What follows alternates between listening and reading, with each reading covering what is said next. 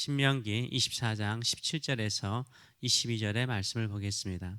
너는 객이나 고아의 송사를 억울하게 하지 말며 과부의 옷을 전당 잡지 말라.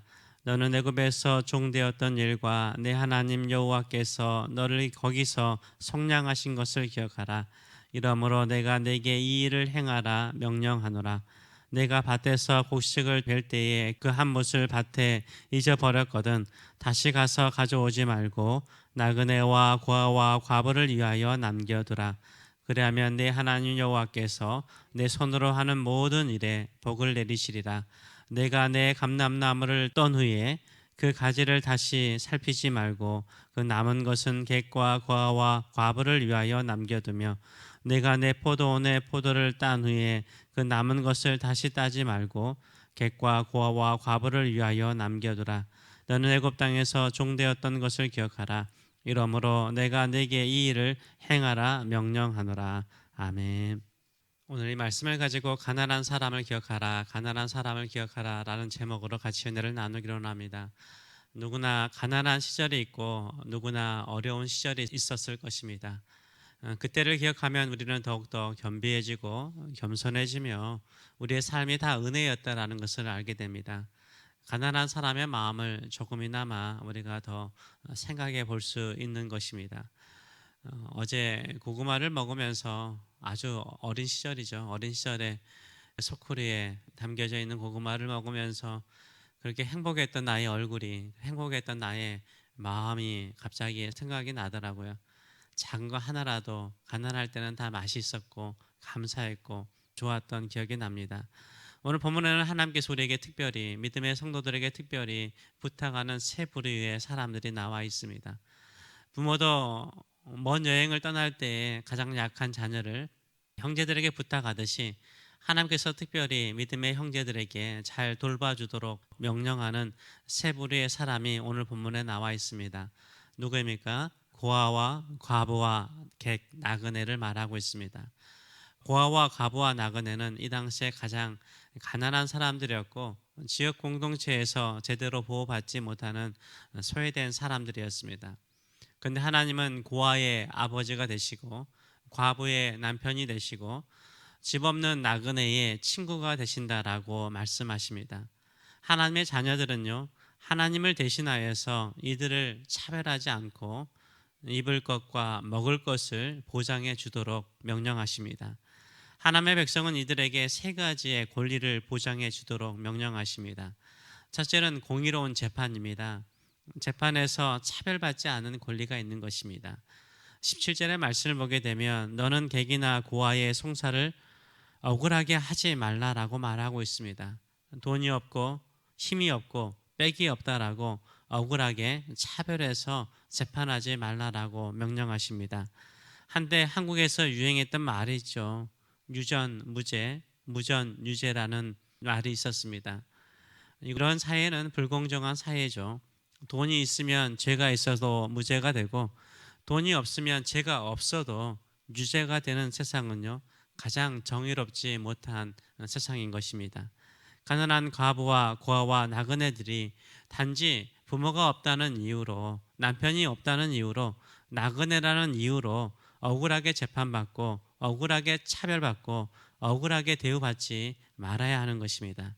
하나님은 고아의 아버지가 되시고 과부의 남편이 되시고 집 없는 나그네의 친구가 되십니다. 둘째로는 입는 옷을 보장해 주라라고 말씀하십니다. 17절 하반절을 보게 되면 과부의 옷을 전당 잡지 말고, 과부의 옷은 전당 잡을 수가 없는 거죠.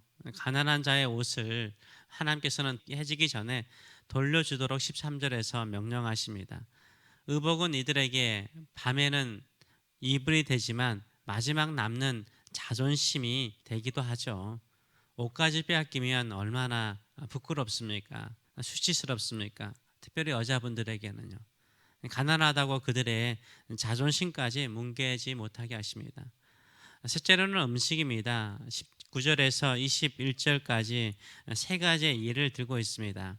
곡식을 추수할 때 이삭 한 웅치를 남겨두었으면 그대로 두라라고 명령하세요. 감람나무, 올리브 나무를 말합니다. 올리브 열매를 따다가 몽땅 다 따지 말라라고 명령하세요. 포도원의 포도를 따되 몽땅 다 하나도 남김없이 따지 말라라고 명령하세요. 누구를 위해서 남겨두도록 하십니까?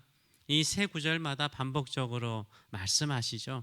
나그네와 고아와 과부를 위하여 남겨두라라고 말씀하세요. 이 말은 권면이 아니라는 것입니다.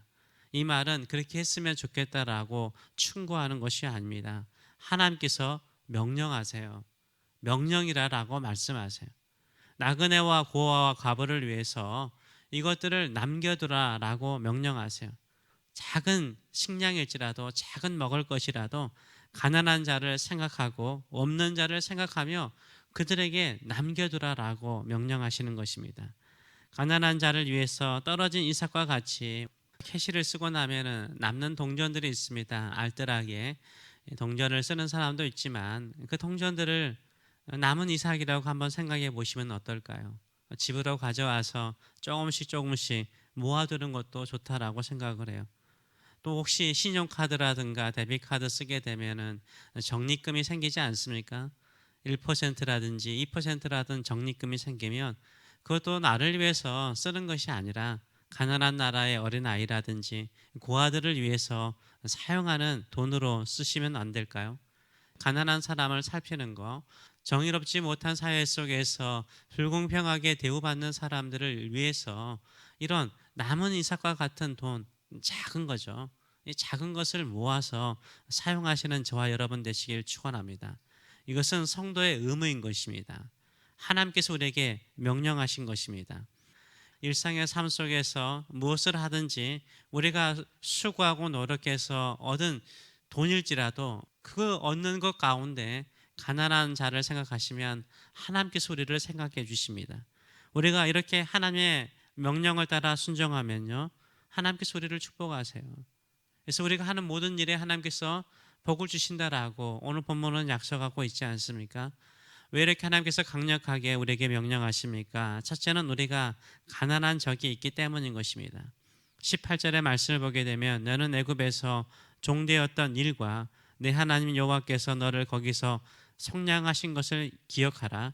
이러므로 내가 네게 이 일을 행하라 명령하노라 라고 말하고 있어요. 이스라엘 백성들의 애굽에서 약 400년 동안 살면서 종이 되지 않았습니까? 나그네로 살지 않았습니까?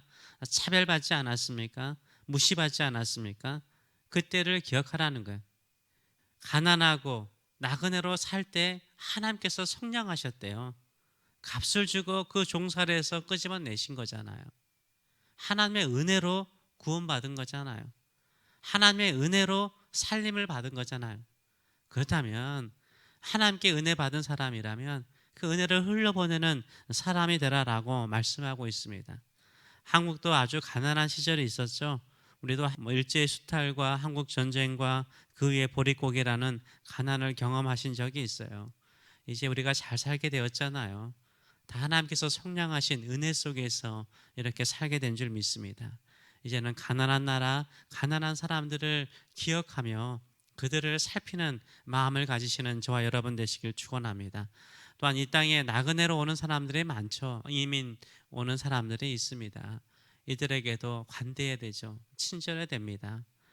저도 미국에 처음 왔을 때 여러 백인 크리스찬들에게 도움을 받았습니다. 어떻게 하든지 우리 가정에 부족한 것들, 없는 것들을 채워주려고 하는 너그러운 친절한 미국 분들을 접하면서 기독교인들이 살아있다라는 것을 제가 느낀 적이 있습니다. 주변 사람들에게 늘 사랑과 친절을 베푸시는 저와 여러분 되시길 축원합니다. 둘째, 왜 우리는 가난한 자에게 친절해야 됩니까? 하나님께서 복을 주신다라고 약속하세요. 좋은 일이라는 거죠. 19절의 말씀을 보게 되면 내가 밭에 곡식을 벨 때에 그 한 몫을 밭에 잊어버렸거든 다시 가서 가져오지 말고 나그네와 고아와 과부를 위하여 남겨두라. 그리하면 내 하나님 여호와께서 내 손으로 하는 모든 일에 복을 내리시겠다라고 약속하세요. 이 흘러보내는 손길이라면 하나님께서 그 손에 채워주시겠대요. 우리가 좀 흘러보내야 돼요. 흘러보내는 손길 통해 하나님께서 채워주시는 복이 있는 거예요. 이런 은혜를 우리가 누리셨으면 좋겠어요. 세상이 이제 많이 바뀌었죠. 그래서 사회 봉사적인 기업들을 선호하는 소비자들이 많아요. 그래서 돈을 더 많이 지불하더라도 그 물건을 사려고 하는 소비자들이 많죠. 신발 하나를 사면 신발 없이 사는 이 가난한 나라에 기부하는 기업이 있죠. 또 안경 하나를 사면 안경이 필요한 후진국 아이들에게 안경을 도네이션하는 기업들이 있습니다. 이런 기업들이 많아지고 있습니다. 세상의 기업도요 이렇게 하는데 믿는 성도들은 어떻게 살아야 될까요? 하나님은 고아와 과부와 나그네를요 특별히 우리에게 부탁하셨어요. 행복은요 섬길 때 행복해요. 섬기는 자가 행복해요. 사랑을 나누는 자가 행복해요. 손에 틈이 있잖아요. 손가락에 틈이 있잖아요. 뭐 물건을 자유롭게 잡는 것도 있지만 흘러보내세요. 조금만 흘려보내세요. 많이 흘려보내라고 하나님은 말씀하지 않아요. 너의 전부를 다 흘려보내라고 말씀하지 않아요. 너 99%다 가져가라. 딱 1%만 흘려보내라. 이렇게 말씀하시잖아요. 그것이 세상을 아름답게 만들고요. 우리의 마음을 부유하게 만드는 줄 믿습니다. 이런 행복을 누리시는 저와 여러분 되시길 축원합니다. 우리 하나님은 이 땅에 가난한 자, 힘든 자, 고통하는 자가 없기를 원하세요. 그것이 우리 교회와 성도들이 해야 될 일인 줄 믿습니다. 이 세상의 모든 것들을 다 아름답게 만드셨어요. 오시기를 기뻐하셨어요. 그런데 죄악으로 인해서 우리의 욕심으로 인해서 우리의 탐욕으로 인해서 얼마나 자연이 파괴되고 인간의 관계가 무너지고 있습니까? 이것을 회복하도록 우리를 하나님의 자녀로 부르신 줄 믿습니다. 하나님이 기뻐하시는 사명을 감당하시는 저와 여러분 되시길 축원합니다. 기도하겠습니다. 살아계신 하나님 아버지, 좀 더 좋은 것을 사기에, 좀 더 많은 것을 가지기에, 좀 더 맛있는 음식을 먹기 위해서 애쓰는 저희들의 삶이 아니라 수고하더라도 우리에게 특별히 부탁한 고아와 과부와 나그네와 같이 연약한 자들을 생각하고 그들을 돌보는 일에 힘쓰는 저희들의 삶들이 될 수 있도록 축복하여 주시기를 간절히 간구합니다. 하나님은 고아의 아버지가 되시고 과부의 남편이 되시고 집이 없는 나그네의 친구가 되신다라고 말씀하셨습니다. 우리가 하나님의 마음으로 이 세상에 가난하고 없는 자를 살핌을 통해서 하나님의 뜻을, 하나님의 기쁨을, 하나님께서 이 땅의 모든 사람들을 돌보시는 그 마음을 가지고 하나님의 뜻을 이루는 인생들 될 수 있도록 축복하여 주시옵소서. 감사드리며 예수님의 이름으로 기도하옵나이다. 아멘.